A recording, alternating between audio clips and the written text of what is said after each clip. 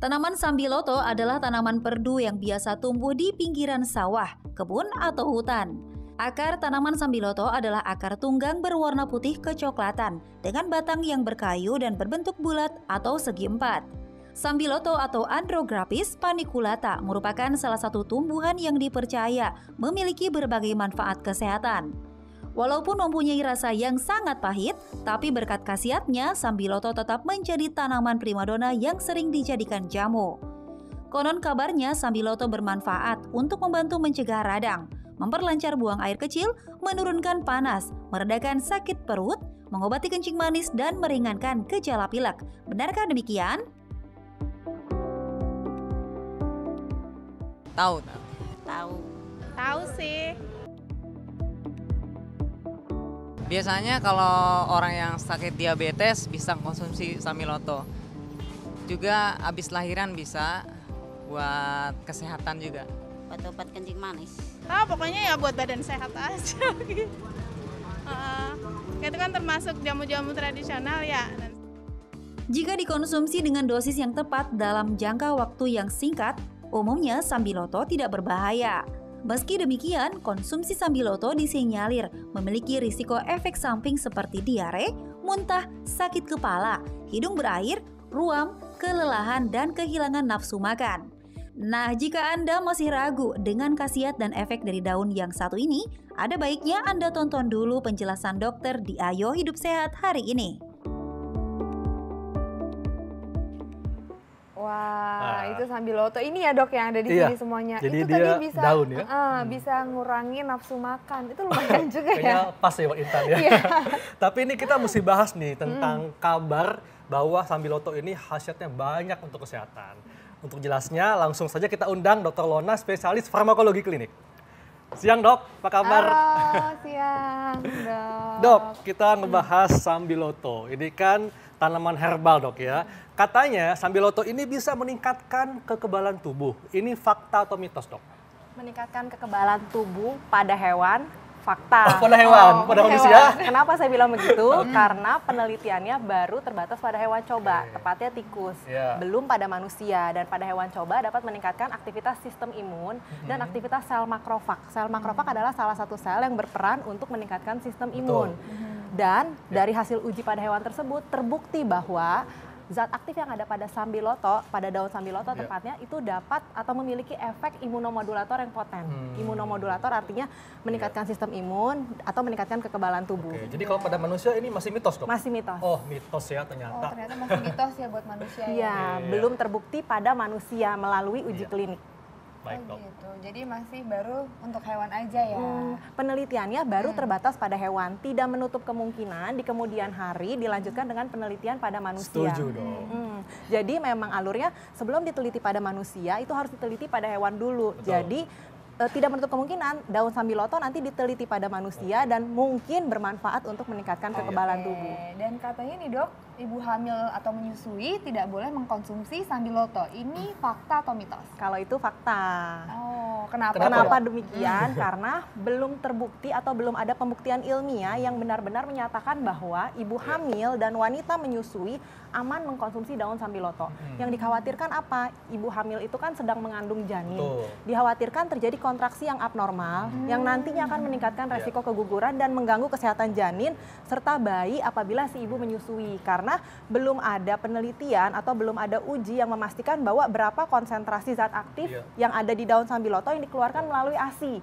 Kalau berlebihan dan sampai dikonsumsi oleh si bayi yang sedang menyusui, dikhawatirkan dapat mengganggu kesehatan. Jadi resiko dok. Iya, alangkah baiknya tidak mengkonsumsi daun sambiloto maupun olahan produknya pada kelompok yang beresiko seperti wanita hamil dan ibu menyusui. Tapi dok ini juga ada yang mengatakan bahwa orang dengan tekanan darah rendah ini sebaiknya tidak boleh konsumsi sambiloto. Ini fakta atau mitos dok? Itu mitos. Gitu. Kenapa dok? Memang belum ada penelitian, belum ada yang membuktikan bahwa mereka dengan tekanan darah rendah apabila mengkonsumsi daun sambiloto dapat memperburuk keadaannya. Jadi selama daun sambiloto dikonsumsi dengan jumlah yang wajar, tidak berlebihan, sesuai dengan anjuran yang pada umumnya ada di kemasan, itu cukup aman. Gitu. Jadi tidak ada kontraindikasi untuk orang dengan tekanan darah rendah. Oke. Nah kalau tadi kita dengar ada kabar seperti itu, artinya bagi mereka yang punya tekanan darah tinggi mungkin mau mencoba Sambiloto itu gimana dok? Apakah akan ada efek menurunkan tekanan darah atau tidak ada?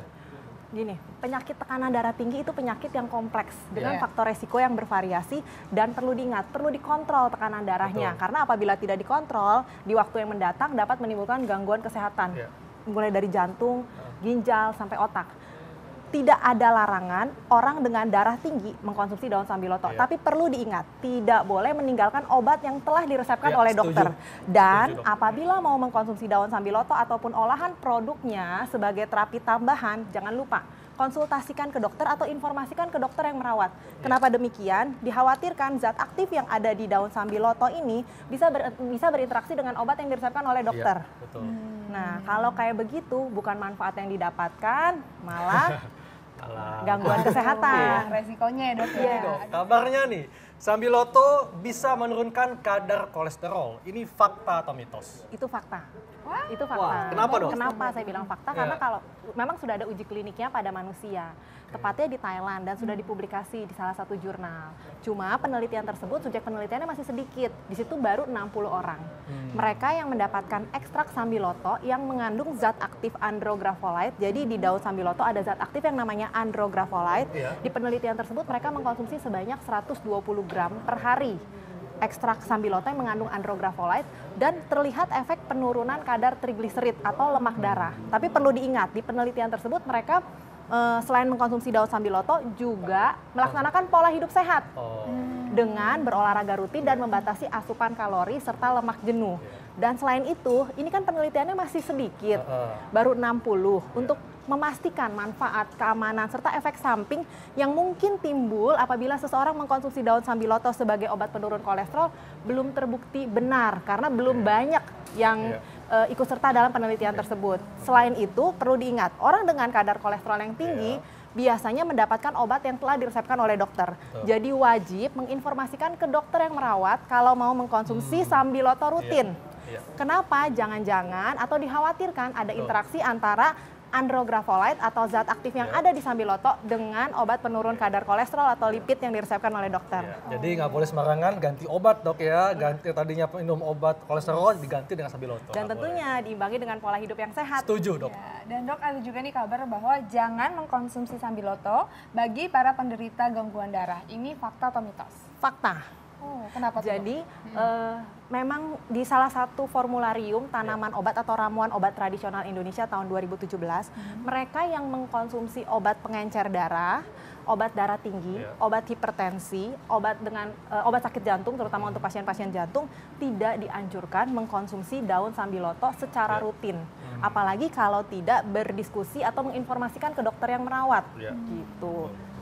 Karena efeknya nanti bisa saling interaksi dong. Bisa saling berinteraksi atau bisa beresiko timbulnya efek samping yang timbul yang di luar dugaan karena kan dia mengkonsumsi obat lain yang sudah diresepkan oleh dokter yang kita tidak pernah tahu apakah nanti ada potensiasi efek samping atau potensiasi efek terapi. Dan dok kalau mau mengkonsumsi sambiloto ini sebenarnya yang paling baik itu gimana sih dok? Apakah sudah berbentuk kapsul seperti ini ataukah memangnya masih berbentuk daun dan diseduh? Di formularium ramuan obat tradisional, mengkonsumsi daun sambiloto cukup aman dengan dosis 10 gram per hari. Ini daunnya, 10 gram per hari maksimal atau kurang lebih 15 lembar daun yang digodok sampai airnya mendidih. Di situ dianjurkan digodok dengan 3 gelas air sampai menjadi 1 gelas air, lalu disaring dan ditunggu sampai hangat. Dan dianjurkan memang diminum hangat. Tetapi saat ini kan juga sudah ada suplemen atau ekstrak yang dikonsumsi, yang dapat dikonsumsi. Tapi perlu diperhatikan nih, kalau dalam bentuk kemasan ini harus ada izin edar dari BP POM. Lihat anjuran dosisnya. Dan jangan lupa setiap mengkonsumsi tanaman obat, baik sambiloto maupun olahan produknya, diskusikan, informasikan ke dokter yang merawat. Apalagi buat mereka-mereka yang punya riwayat penyakit tertentu dan punya kebiasaan mengkonsumsi obat yang sudah diresepkan oleh dokter secara rutin. Nah dok, ini juga ada yang mengatakan dok, katanya kalau sambiloto ini bisa membantu mengobati masalah pencernaan. Ini fakta atau mitos dok? Itu fakta. Kenapa dok? di salah satu tulisan, di tepatnya di Formularium Ramuan Obat Tradisional Indonesia, mengkonsumsi daun sambiloto dapat digunakan untuk mengatasi gangguan pencernaan, terutama diare. Di situ dianjurkan adalah dengan merebus kurang lebih 10 gram daun sambiloto yang seperti yang sudah saya jelaskan, digodok dengan air sampai mendidih, lalu disaring, ditunggu sampai hangat, dan alangkah baiknya dikonsumsi selagi hangat. Tapi perlu diingat, tata laksana utama untuk diare bukan hanya sambiloto. Pastikan kebutuhan cairan cukup dengan mengkonsumsi larutan gula garam. Apabila sudah 3 hari tidak ada perbaikan klinis, segera konsultasikan ke dokter. Karena dikhawatirkan kalau terus mengkonsumsi daun sambiloto, bukannya sembuh malah diarenya makin parah. Nah dok, kalau mengkonsumsi sambiloto ini boleh nggak sih setiap hari atau ada batasannya? Cuman boleh dalam seminggu berapa kali gitu? Saat ini belum ada tulisan atau penelitian yang membuktikan bahwa daun sambiloto berbahaya apabila dikonsumsi setiap hari. Namun dosisnya harus diperhatikan. Untuk bentuk daun yang mau direbus jangan lebih dari 10 gram per hari atau kurang lebih 15 helai daun segar per hari yang akan digodok. Untuk suplemen seperti ini pastikan dosis yang tertera karena setiap produk pada umumnya bervariasi. Jadi benar-benar harus diperhatikan. Izin edarnya juga harus diperhatikan. Gitu. Baik dok, terima kasih penjelasannya, sangat manfaat sekali. Iya.